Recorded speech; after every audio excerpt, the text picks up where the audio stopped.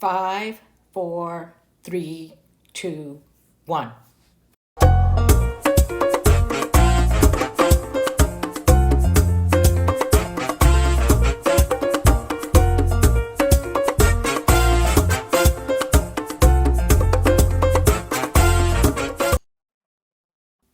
So let's get this show on the road. Now, this is my favorite top. I do love this top. It's very thin and very airy. And I figured if you're going to start making a pattern out of a shirt, why not start with your favorite shirt? Obviously, you don't want to use a shirt that you do not like. So this is my favorite top. You see that I'm using wrapping paper with some grids. I actually picked up this idea from Thoughtful Creativity. She has a phenomenal channel and I will link it below. But she uses dollar store wrapping paper with grids in order to make her patterns. And she actually measures herself, and she also uses shirts to create patterns. And that's what I did.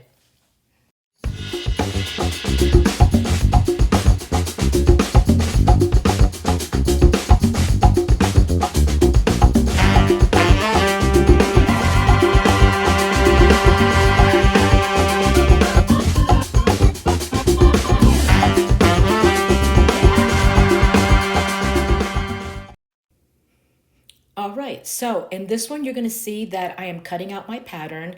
I added another line below that because the back panel that I'm making is going to be longer than the front. You have to have a front with the back. I mean, I don't know anyone that walks around with just a front shirt. You have to have something to cover the back, and that's what you're gonna see me do here.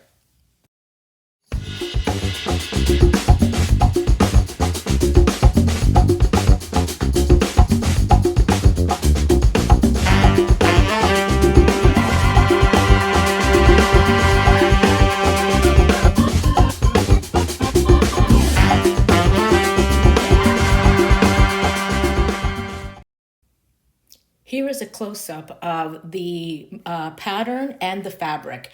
You could see that I added those little lines outside of the pattern because I'm adding my seam allowances for this top that I am making. So that is a tip. I cut out the pattern to be just the actual size, and I figured I would add my seam allowances on the fabric, and that's what I did.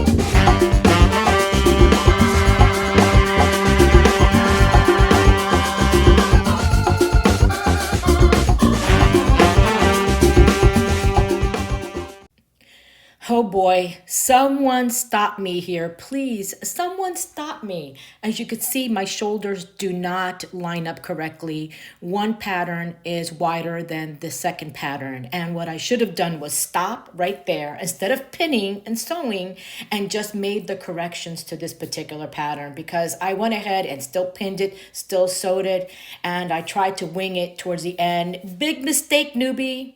Stop me, please.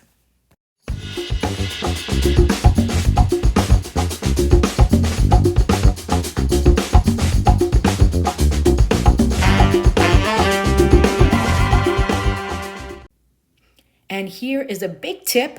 Okay, I began sewing my fabric with a leading piece of parchment paper, placed that down under the foot and then the fabric on top and began sewing so that way my fabric does not get eaten by the feed dogs.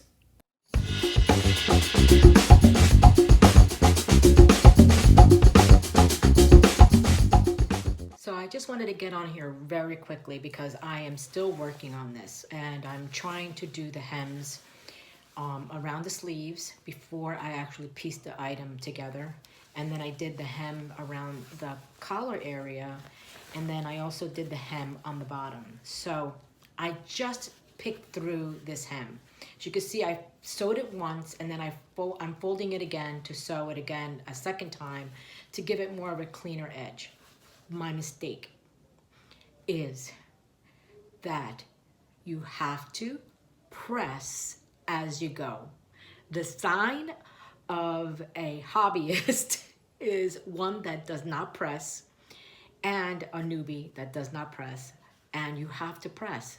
And Mimi G Styles just did a video on all these mistakes that beginner sewers do. And I'm a beginner sewer, and I made that mistake, and I also watched her video, but I still made the mistake. Sew and press, sew and press, sew and press. Very important. I just learned it. I just picked through this whole thing, and I could have left it that way, but then it would have looked cheap. It would have looked sloppy. It would have bothered me because I would have worn it and known that I had uneven seams because I did not press.